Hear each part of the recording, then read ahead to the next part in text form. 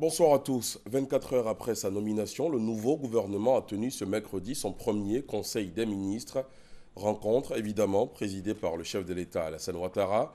Le président de la République a dit sa volonté d'une plus grande efficacité et plus de célérité dans la conduite des affaires de l'État ainsi qu'une plus grande cohésion, une meilleure synergie entre les ministres et entre le gouvernement et la présidence de la République. Je vous propose d'écouter le président Alassane Ouattara. Ce gouvernement traduit ma satisfaction pour le travail accompli par le précédent gouvernement. J'ai donc opté pour la continuité, car de nombreux chantiers restent encore inachevés et sont sur le point d'être conclus. Mon objectif, comme nous sommes convenus, c'est d'accélérer la mise en œuvre du programme de travail gouvernemental afin de mieux répondre aux aspirations de nos compatriotes.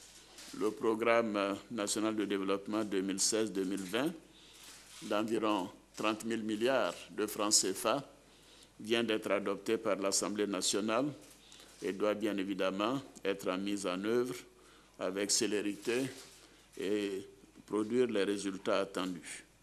Monsieur le Premier ministre, Messieurs les ministres d'État, Mesdames et Messieurs les ministres, je voudrais vous dire que je veux une plus grande efficacité et plus de célérité au niveau du travail gouvernemental.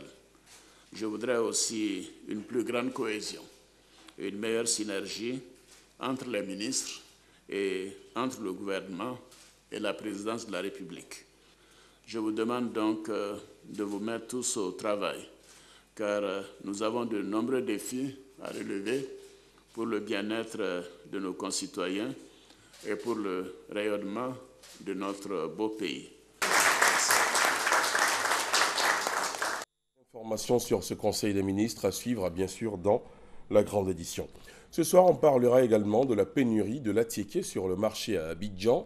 L'attiéké, c'est un mets traditionnel purement ivoirien à base de manioc. La denrée est très prisée ici en Côte d'Ivoire.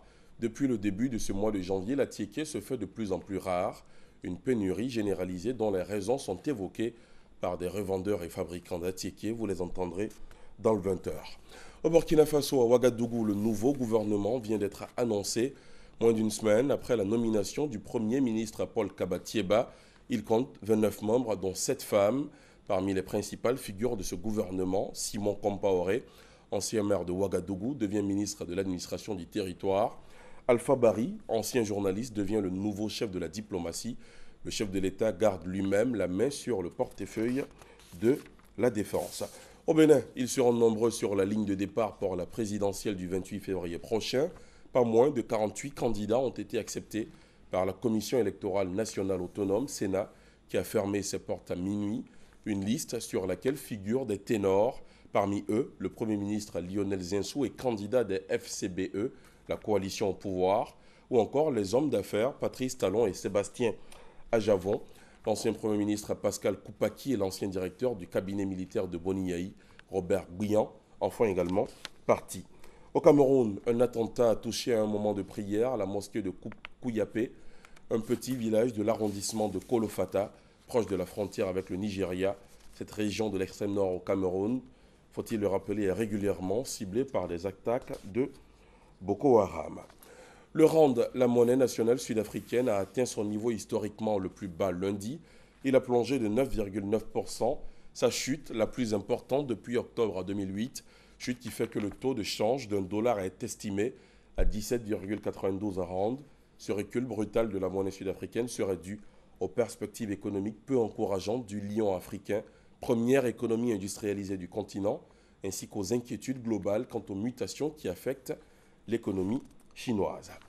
C'est la fin de ce Flash Info. Merci de l'avoir suivi. L'information revient à 20h. À tout à l'heure.